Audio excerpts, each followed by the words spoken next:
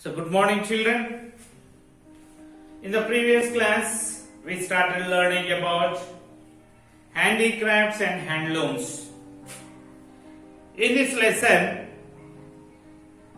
we learnt about the basket weavers.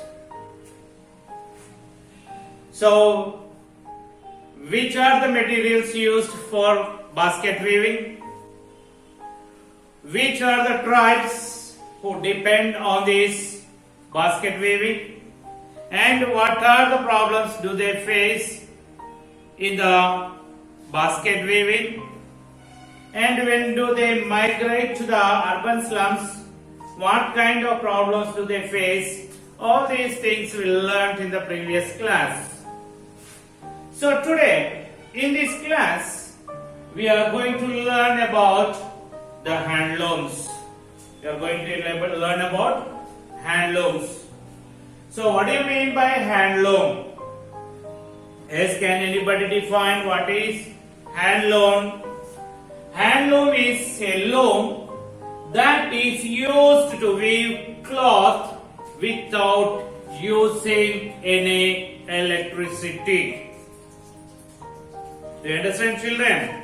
What do you mean by handloom? A handloom is a loom that is used to weave cloth without using any electricity. So, today, especially we are going to learn about the handloom weavers in Pochampalli. Especially we are going to learn about the handloom weavers in Pochampalli. So where is this Pochampalli? What kind of sarees do they weave? What are the tools do they use while weaving the cloth or weaving the sarees? What are the raw materials do they use in weaving saree? What kind of problems do these weavers face? All these things we'll learn in this class. Okay. This Pochampalli is a small town which is situated in Yadadri district of Telangana state. Where it is situated? It is situated in which district? Yadadri district of Telangana state. So in this Pochampalli, the weavers, they weave a unique saree. Okay, they produce a unique kind of sarees which is called the ikat. Okay, what is a unique saree weaved by the weavers of the Pochampalli? Ikat saree. So it is the world famous saree. Ikat sarees are the world famous sarees. So this ikat is used. Ikat is a term used for the particular style in which the cloth is dyed. Okay, for what the term ikat is used? The term ikat is used for the particular style in which the cloth is dyed. Not only that, the term ikat is also referred to Bandhani or the Pochampalli style. It is also referred to Bandhani or the Pochampalli style. So these ikat sarees or these Pochampalli sarees are good in quality. So if you observe the designs on the ikat sarees, you can find the simple geometrical designs on these ikat sarees. What kind of designs do we find? Geometrical designs we can find on these ikat sarees. And these ikat sarees are available in 3 colors and shades. In how many colors these are available? These ikat sarees are available in 3 colors and shades. So, this Pochampalli handloom is the first cloth, the ikat saree which is made on the handloom. It is the first handloom cloth which patented in India. Do you understand? These ikat sarees are the first handloom cloth which is patented in India. So the thing which is patented,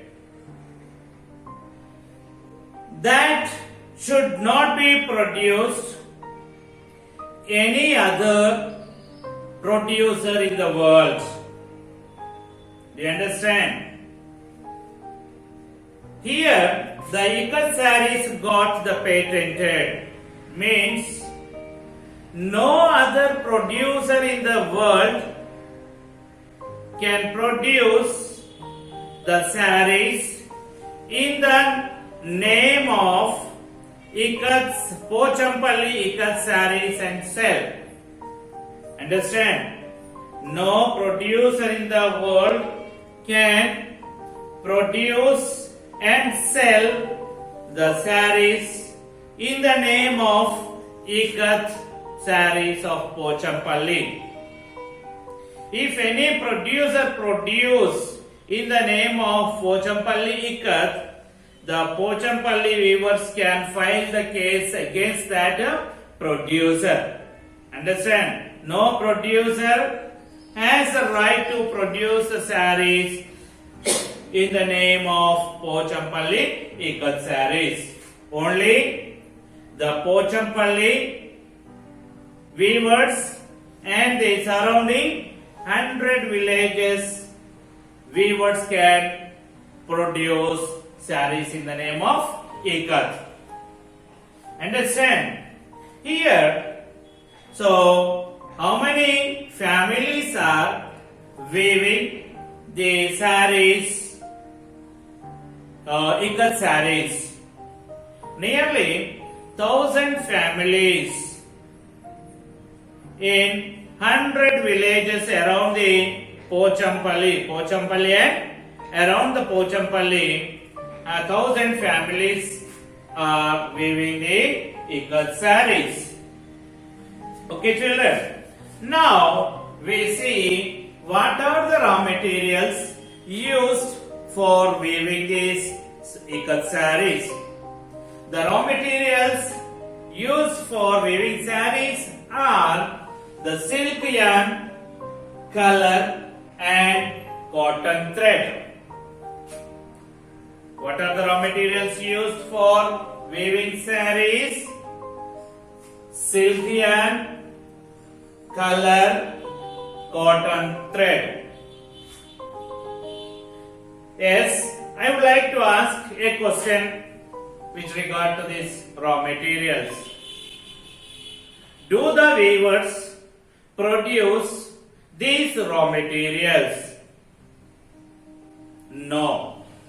Just they buy all these raw materials from the market.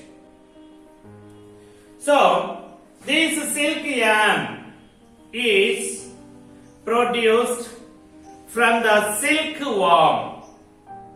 Silk yarn is produced from silkworm. Okay, this silkworm is grown on mulberry leaves.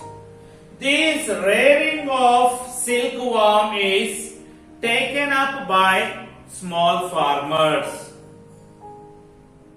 Then cotton thread. So this cotton thread is made up of cotton. The cotton is produced by farmers. This cotton is produced by farmers. The cotton thread is either made in factories or as household craft work. Do you understand? They say cotton thread is made either in the factories or as household craft work. Okay, next one, what is the raw material? Colors. Nowhere these are grown. These are produced in factories. So all these are produced by the different people in different methods. So these are bought by the weavers. They cannot produce themselves, so that is the reason they buy in the market. Next one, what are the tools used in making sarees? So different tools are used in production of silk sarees or ikat sarees. So first one, these ikat sarees are made on handloom. These are made on handloom. So it means, what is the main tool here? Handloom is a main tool for weaving. Which is the main tool for weaving? Handloom is a main tool for weaving. Next one, knives. And next, plan of design. Plan of design. So it is very important for the weaver to know the plan of design. It is very important for the weaver to know the plan of design.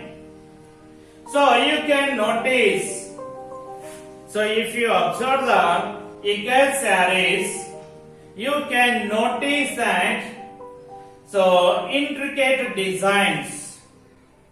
Okay, you can identify or you can notice intricate designs.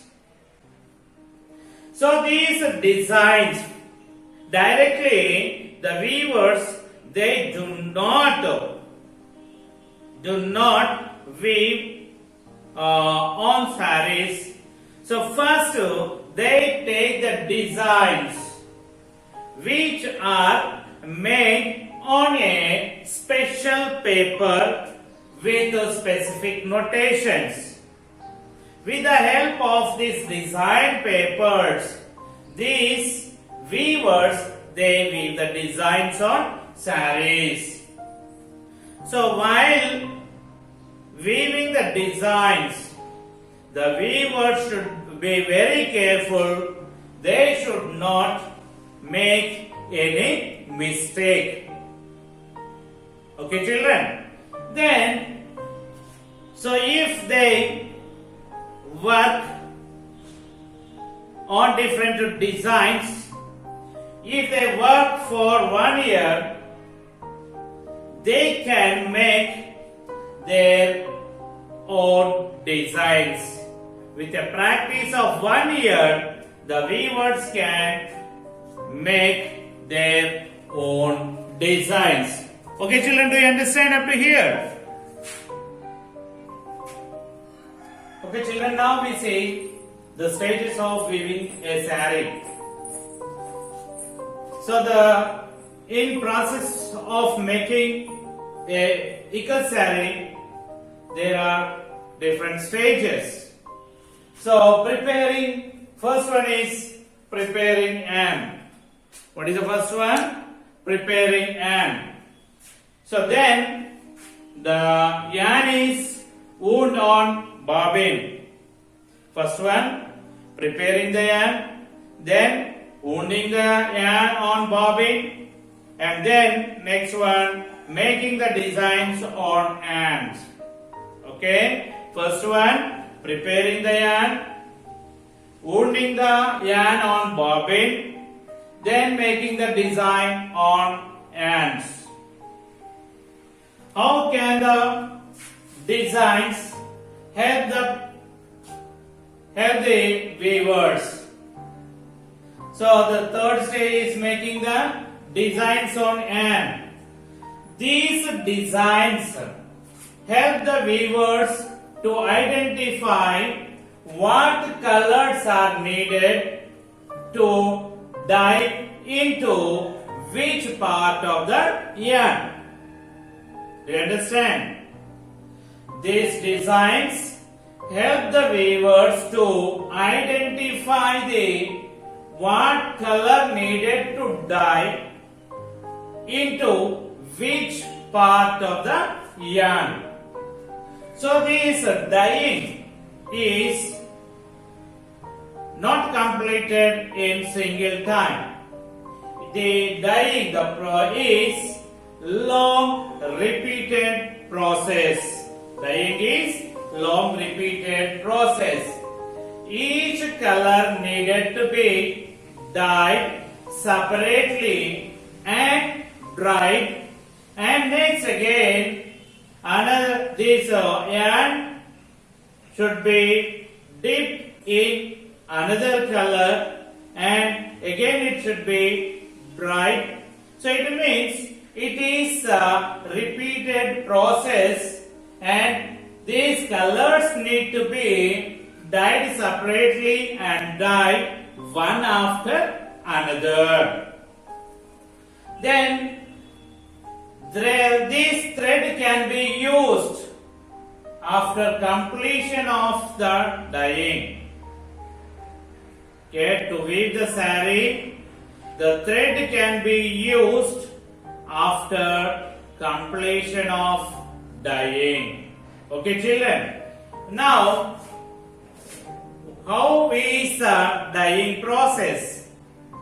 How is the dyeing process? For dyeing, the thread is tied as different parts. It is tied as different parts, and that tied yarn will be dipped into the color, and after that taken off from the color and dry it, and after that it will be stretched, partly opened, and after drying it will be dyed again for the dyeing. It will be dyed in the color for dyeing. Okay, first one what will be? What is the process? First one, the thread will be tied as a different parts.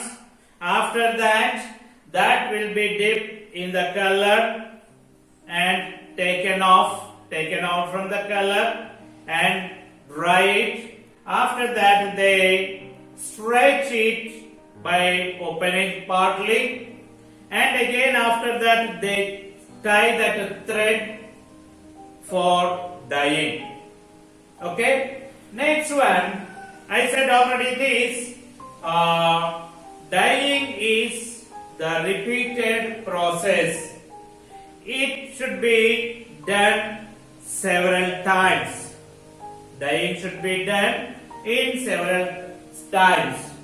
For making sarees in different colors and shades of different colors and shades, different methods of dyeing are followed. Okay, children, for making sarees in different colors and shades, different methods of dyeing are followed. So here, if we want to get red and brown shades in between white and black color. The alizarin dyes are used. Which dyes are used? Alizarin dyes are used. For what? To get the red and brown shades in between white and black color. Alizarin dyes are used. So then, first the yarn is soaked in mixture of castor oil and the alkaline water. First, what do the weavers do? They soak the yarn in mixture of castor oil and alkaline water. Then after that, they dry it. Then again they soak again this thread and dip in the alizarin paste, and finally they boil this thread until it will become red. Okay. To get the red color, what do they do? First they soak the yarn in the mixture of castor oil and alkaline water, and then they dry it. After that they soak again and dip in alizarin paste, and they finally, after dipping in the alizarin paste, what do? They boil that thread until it will become red. Like that they get the red shades. Okay. And if they want to get the brown shade, what they have to do? So the iron fillings are added to the color. To get the brown shade, iron fillings are added to the color. To get the black color, they dissolve the iron fillings in vinegar. To get the black color, these iron fillings need to be dissolved in the vinegar. Okay, this is the process of dyeing. So next, warp and weft. What are those? Warp and weft. What do you mean by warp and weft? So if you observe the sarees or any cloth, you can see the yarn passing from top to bottom, and left to right. Do you understand? If you observe the sarees or any cloth, you can observe the yarn passing from top to bottom and left to right. So here the yarns that goes from top to bottom, these are the yarns which goes from top to bottom are called warp. Okay, the yarn which goes from left to right, these are called weft. Okay, children, I hope you understood better until this. So in the next class, we will see about the family conditions of the weavers and the problems faced by the weavers. Okay, children, Until then, have a nice day. Bye bye.